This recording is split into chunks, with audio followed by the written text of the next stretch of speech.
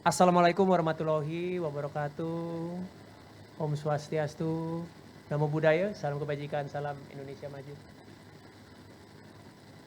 Pak Gubernur Riau, Pak Syamsuar, lalu bosnya BTB nih, Bro Gus Agung, temen gua kalau lagi nongkrong di Bali selalu nemenin. Ini tempat kreatif ngomong jangan resmi-resmi ya. Kalau tempat kreatif ngomongnya proper formal itu namanya bukan tempat kreatif. Itu namanya di kementerian. Lalu Kang Vicky ya yang amat saya banggakan. Juga ada Gus Agung juga nih ketua panitia hari ini yang tadi dengan semangat sekali. Rupanya beliau memperhatikan langkah-langkah dari shifting from quantity to quality. Terima kasih. Itu adalah strategi besar kepariwisataan kita dan juga ekonomi kreatif yang mungkin bisa membawa manfaat yang jauh lebih besar buat Indonesia. Kalau kita semua mau bertanya pada diri kita, kalau kita semua mau berpikir, apa sih kekuatan bangsa Indonesia? Saya sering menanyakan hal ini di berbagai macam kesempatan. Apa kekuatan bangsa Indonesia? Apa gennya bangsa Indonesia? Kekuatan bangsa Indonesia adalah creativity and hospitality. Itu given factor. Itu kekuatan kita. Kita lahir rata-rata punya kemampuan itu. Tanpa perlu sekolah pun kita sudah kreatif bangsa ini.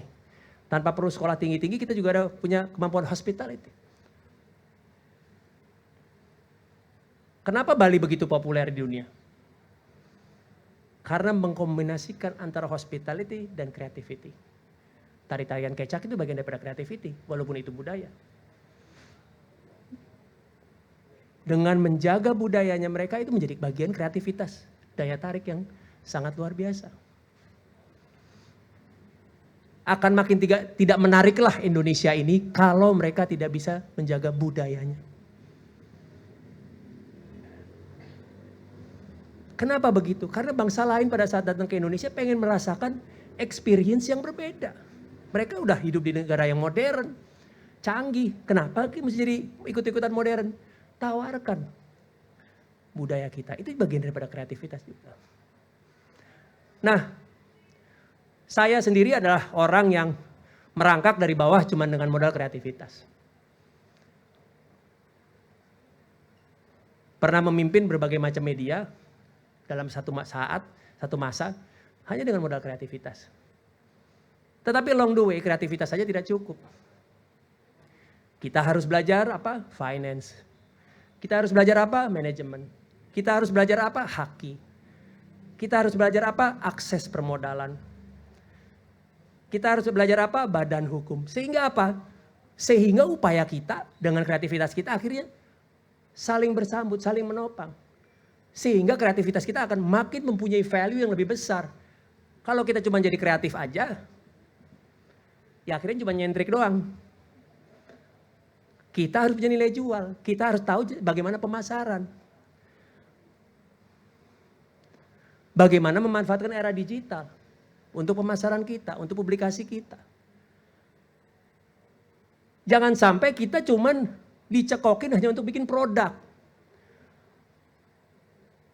Produk tidak cukup. Tadi saya sampaikan, apa? Pemasaran kita mesti ngerti. Ini kucing aja ikut semangat. Haki penting.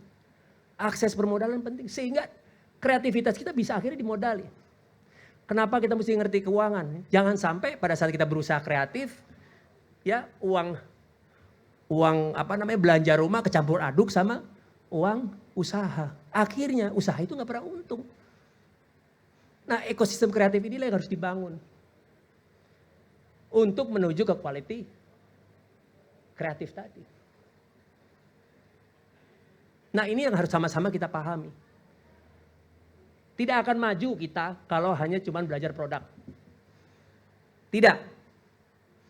Harus kita pahami secara komprehensif.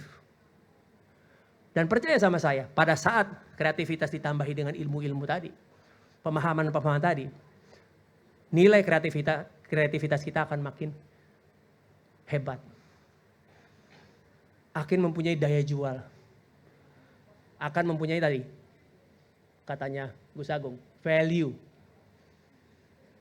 Nah itu yang akhirnya menjadi salah satu upaya Kemenparekraf untuk mengembangkan ekonomi kreatif ke depan.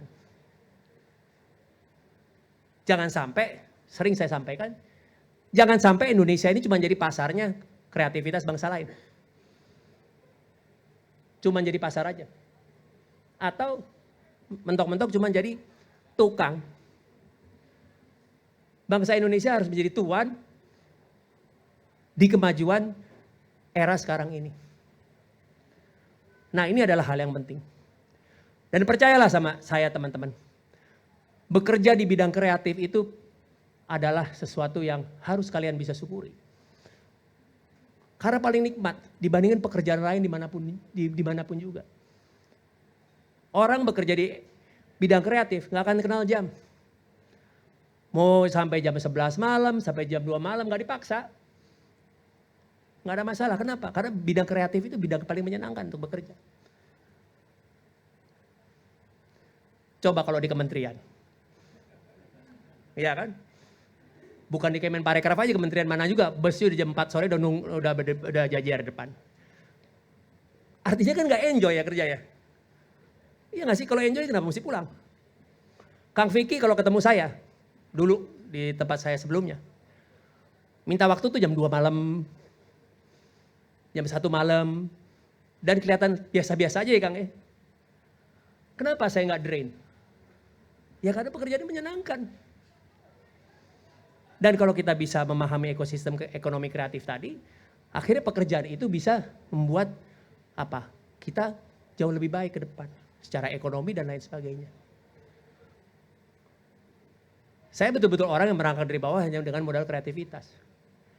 Tetapi tadi saya ingatkan kembali, belajar manajemen, belajar keuangan, belajar pemasaran, belajar haki dan lain sebagainya.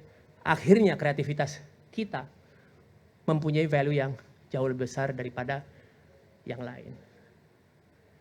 Dan yang lebih menarik lagi, bangsa Indonesia ini harus belajar dan harus sadar bahwa itu kelebihan mereka. Satu tadi sudah saya sampaikan. Berikutnya lagi, kenapa kita harus fokus ke ekonomi kreatif? Karena ekonomi kreatif itu nggak ada habisnya. Kalau kita bicara sumber daya alam, at some point akan habis. Kalau ekonomi kreatif akan terus bertambah, makin banyak. Jadi keren. Jadi kalian itu keren kalau lu mikir bekerja di bidang kreatif. Tapi tadi pesan saya, pelajari tadi ekosistemnya. Sehingga kalian bisa menjadi kreatif-kreatif yang unggul untuk Indonesia ke depan. Terima kasih. Wassalamualaikum warahmatullahi wabarakatuh. Om Santi Santi Santi Om.